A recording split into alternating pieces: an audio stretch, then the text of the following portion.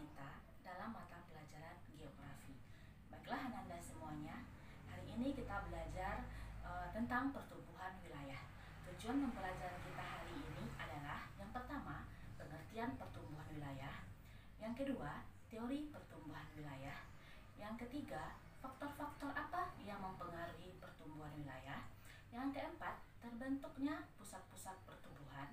Yang kelima, ciri-ciri pusat pertumbuhan. Yang keenam, pengaruh dari pusat pertumbuhan itu sendiri.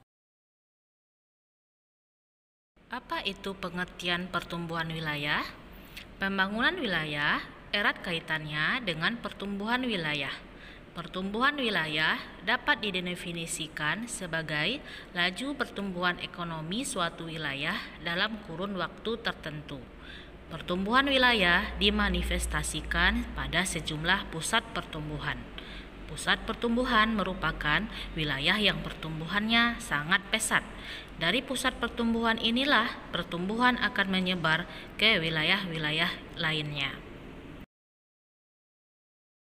Sekarang kita lihat teori pertumbuhan wilayah. Yang pertama, teori basis sumber daya alam yang dicetuskan Harvey Perloff dan Loudon Wingo. Menurut teori ini, pertumbuhan suatu wilayah sangat dipengaruhi oleh ketersediaan sumber daya alam dan permintaan akan komoditas yang dihasilkan dari sumber daya alam tersebut. Kedua, teori basis ekspor oleh Douglas. Menurut Douglas, pertumbuhan suatu wilayah sangat ditentukan oleh tanggapan wilayah tersebut terhadap permintaan dunia.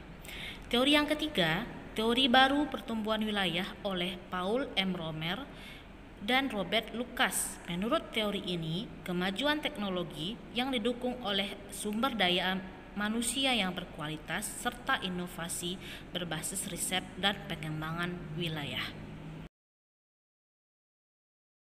Ada banyak faktor yang mempengaruhi pertumbuhan suatu wilayah, diantaranya sebagai berikut. Yang pertama, kondisi geografis dan sumber daya alam seperti topografi, kelembapan, temperatur, dan iklim selalu menjadi salah satu faktor penting yang membentuk ekonomi suatu wilayah, terutama sebelum ada industrialisasi. Yang kedua, tenaga kerja.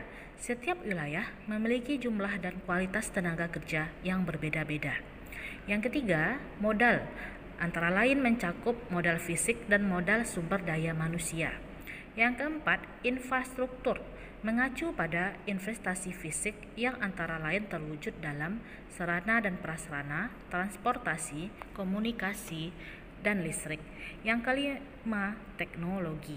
Mengacu pada aplikasi pengetahuan ilmiah yang mendasar untuk seni praktis yang menghasilkan produk industri.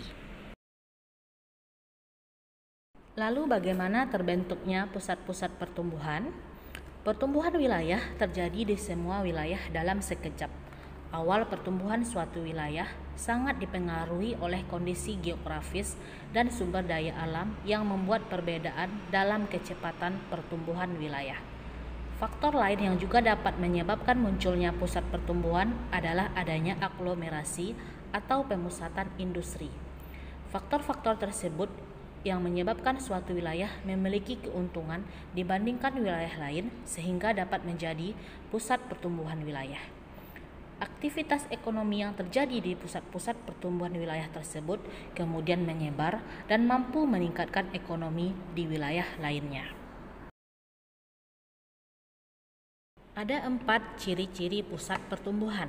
Yang pertama, ada keterkaitan antara berbagai kegiatan ekonomi yang mendorong pertumbuhan satu sama lain.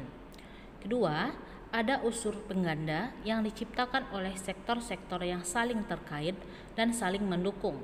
Misalnya, pembangunan industri meningkatkan permintaan sehingga menguntungkan petani lokal. Yang ketiga, adanya konsentrasi geografis dari berbagai sektor yang menyebabkan efisiensi biaya. Yang keempat, mendorong pertumbuhan daerah belakangnya untuk dapat mengembangkan dirinya. Pusat-pusat pertumbuhan mempengaruhi pengaruh terhadap wilayah-wilayah yang ada di sekitar pusat-pusat pertumbuhan itu. Pengaruhnya antara lain, yang pertama, menjadi pusat sumber daya alam dan sumber daya manusia. Yang kedua, mengordinasikan sumber daya alam yang tersebar di sekitarnya. Yang ketiga, menjadi inti pengembangan sumber daya yang ada di wilayah sekitarnya. Keempat, meningkatkan pendapatan per kapita penduduk di wilayah sekitarnya.